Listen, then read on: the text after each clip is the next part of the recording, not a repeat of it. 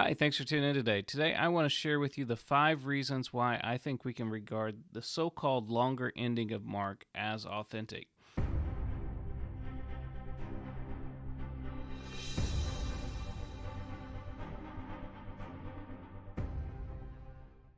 So, we'll jump right into it. First, I think we've got very early testimony. Not only do we have manuscripts like Codex Alexandrinus, but we also have early testimony that predates our manuscript evidence.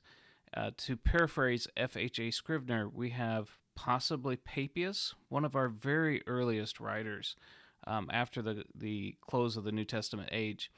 Then probably we can add to that list Justin Martyr, and most certainly we can add to the list Irenaeus. We're talking very early evidence from the 2nd century.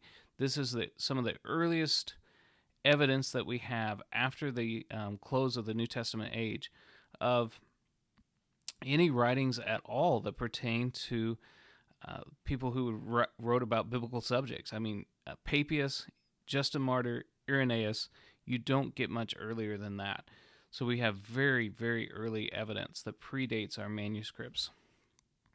Secondly, I would say that we also have wide geographical distribution of this reading. This isn't just some late reading that appears in the 9th century and sporadically quoted by a few church fathers in, one very small geographical area. This has wide geographical distribution. So we've got people like Irenaeus in southern France, and then we've got Chrysostom all the way on the other side of the empire quoting from this. We've got people down in Jerusalem like Cyril of Jerusalem, just Ambrose. You've got, the list could just go on and on of various parts of the Mediterranean world where you have people quoting from this. So if this were just some spurious addition that was added to the Gospel of Mark, you would have to explain its wide geographical distribution. How did it get spread all over the Mediterranean world, not in just one geographical area? So thirdly, I would say we have overwhelming Greek manuscript support. So of the Greek manuscripts that we have, all of them contain this reading except 3. That puts our Greek manuscript support at somewhere around 99.75%. I mean, it's overwhelming, the vast number of manuscripts that support this reading. And again, we're talking about over a broad geographical area, not just a localized area, and we're also talking about early manuscripts such as Alexandrinus. So this is very early manuscript evidence that we have, and it's broad. The stream is ancient, and it's broad. Of our versional evidence, the vast majority of those also support the longer ending of Mark. So I think we're on solid ground. Now, if you're willing to say that 99.75% of our manuscripts can be wrong, then what would keep you from saying that 100% of our manuscripts are wrong? And that's indeed what liberal scholars are willing to do with like the ending of the last chapter of the Gospel of John. They think that 100% of our manuscripts are wrong based on stylistic differences. Unless you're willing to do that, I want to know what in principle would make you choose to reject 99.75% of our Greek witnesses in regards to the long ending of Mark. Fourthly, I would point to our overwhelming acceptance by the people of God. As a non-Roman Catholic, I don't look to some authority in Rome to approve documents for me, but I look at how have the true people of God received the text of Scripture down through the ages. And the vast majority of people, even people who questioned this reading, people like Jerome, ultimately accepted it into the Gospel of Mark. So when Jerome finished the Vulgate, he included the so-called longer ending of Mark. And the vast majority of people who have studied their Bible throughout the ages have accepted this as Scripture. And I don't think that's a small point. The reason why we accept 2 John, for example, is because the vast majority of people down through the ages, the people of God, have accepted it as Scripture. and we recognize the voice of the shepherd in these passages of Scripture. So, I think the wide acceptance of the people of God down through the ages is a good reason to also seriously consider this as part of Scripture.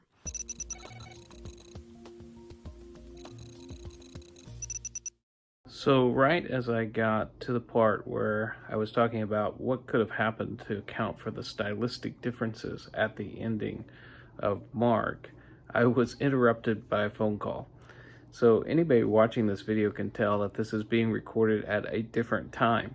So you'll watch this video, but do you really think it's impossible that Mark may have been interrupted?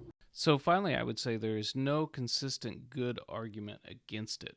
So I think the best argument that's been leveled against it is the idea that there's these different stylistic differences that you can see in the ending of Mark.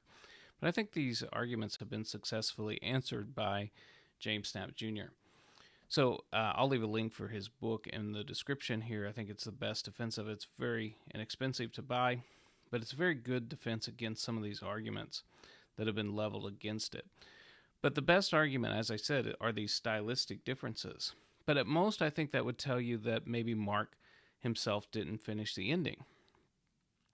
But would that really keep us from accepting it as Scripture? After all, hardly anybody that I know, most everybody that I know that's conservative thinks that Moses had a hand in the 5 books of the Pentateuch. But hardly anybody thinks that he wrote the last section of Deuteronomy, which records his own death. So we think that the final edition of Deuteronomy was finished by a later hand. So do we think that that's impossible with the Gospel of Mark? Is it possible that something like persecution arose and Mark authorized someone else, maybe gave him a sketch of what to write at the end or something like that? There's a myriad of possibilities, and I can also think that if Mark's circumstances changed or if he was in a different frame of mind when he finished the Gospel of Mark, we could explain it in a number of ways. But I don't think that's any good reason to reject it. There are probably several books, like the Book of Psalms, that were written by more than one person. Is that really a good reason to reject it? It could be that the final edition of the Gospel of Mark had an amanuensis finish the last bit, and Mark oversaw it and approved it.